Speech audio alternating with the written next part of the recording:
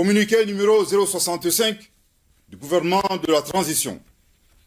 Le gouvernement de la transition, dans le cadre de la mise en œuvre de l'accord pour la paix et la réconciliation au Mali issu du processus d'Alger, signé en 2015, partage avec l'opinion nationale et internationale les faits graves ci-dessous.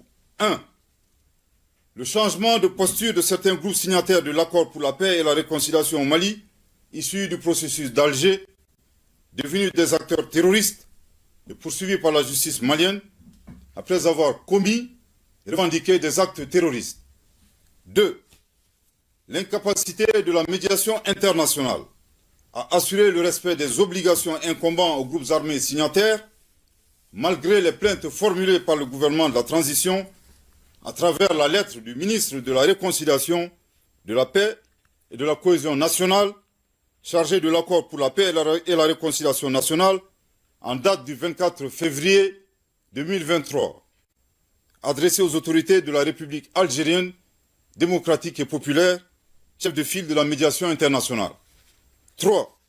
Les actes d'hostilité et d'instrumentalisation de l'accord de la part des autorités algériennes, dont le pays est le chef de file de la médiation internationale, tel que mentionné dans le communiqué numéro 064 du 25 janvier 2024 du gouvernement de la transition.